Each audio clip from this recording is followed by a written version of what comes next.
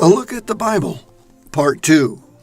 We saw in Genesis 1 the creation of heaven and earth.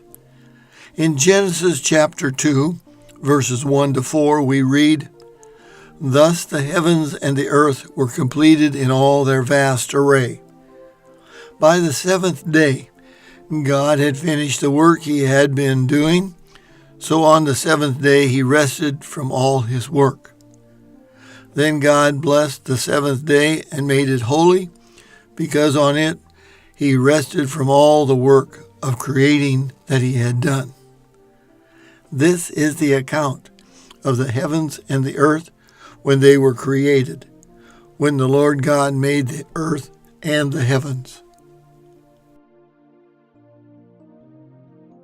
In verses 5 and 6, it tells us, "Now no shrub had yet appeared on the earth, and no plant had yet sprung up. For the Lord God had not sent rain on the earth, and there was no one to work the ground. But streams came up from the earth and watered the whole surface of the ground."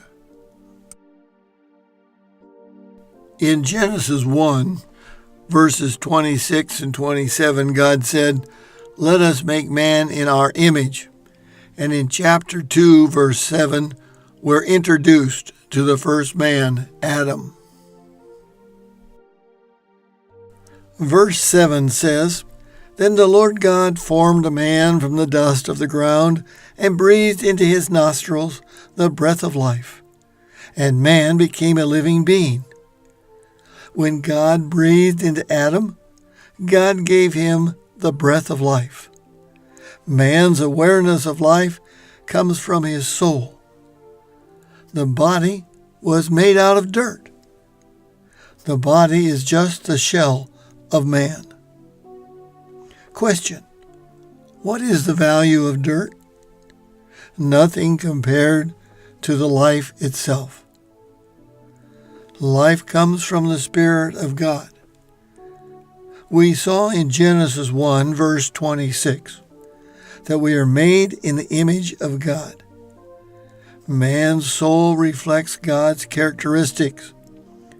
Within man's soul, we find the third part of man. At the center of his soul is the heart of man, or his spirit. All of man's attitudes and actions are controlled by his spirit. We see that life is a gift from God. God values what he creates, and he created you. Self-worth is knowing that you were created in the likeness of God. I find it interesting that God named this first man Adam, since he was the origin of human life on earth, and that the ancient Greek philosophers coined the word Adam as the origin of elements of matter on earth. Verse 8 and 9 tell us, "Now the Lord God had planted a garden in the east in Eden, and there he put the man he had formed. The Lord God made all kinds of trees grow out of the ground, trees that were pleasing to the eye and good for food. In the middle of the garden were the tree of life and the tree of knowledge of good and evil." Then in verses 10 through 14 we read, "A river watering the garden flowed from Eden. From there it was separated into 4 headwaters. The name of the first is the Pishon. It winds through the entire land of Havilah, where there is gold. The gold of that land is good. Aromatic resin and onyx are also there. The name of the second river is the Gihon. It winds through the entire land of Cush. The name of the third river is the Tigris.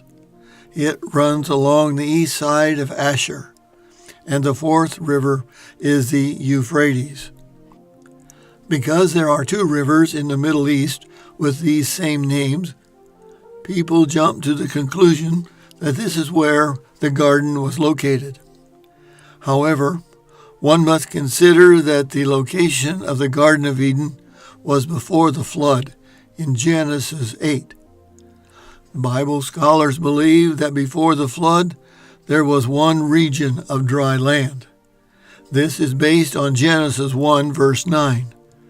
God said, "Let the water under the sky be gathered to one place, and let dry ground appear." The flood caused a major change in the configuration of the dry ground on earth. So we don't know for sure where the Garden of Eden was located. Verses 15 and 16 tell us, "The Lord God took the man and put him in the Garden of Eden to work it and take care of it. And the Lord commanded the man, 'You are free to eat from any tree in the garden.'" In the next verse, we learn more about how God made man. God did not make man like a robot that you wind up and let run down. In God's sovereignty, He chose to give man the ability to make decisions based on his own choice. In other words, a free will. In verse 17, we're told, "But you must not eat from the tree of the knowledge of good and evil, for when you eat from it, you will certainly die." God was revealing through this command both man's freedom to choose and the results of man's wrongful actions. Making the wrong choice has its consequences.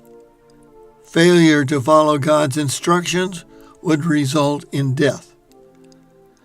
The question for you is, how well do you follow God's instructions that are found in the Bible? We'll see in chapter 3 why we make wrong decisions. Then in Genesis 2, verse 18, we find, "The Lord said, 'It's not good for man to be alone. I'll make a helper suitable for him.'" Verse 19 tells us, "Now the Lord God had formed out of the ground all of the wild animals and all the birds in the sky. He brought them to the man to see what he would name them. And whatever the man called each living creature, that was its name. So the man gave names to all the livestock, the birds in the sky, and all the wild animals. But for Adam, no suitable helper was found."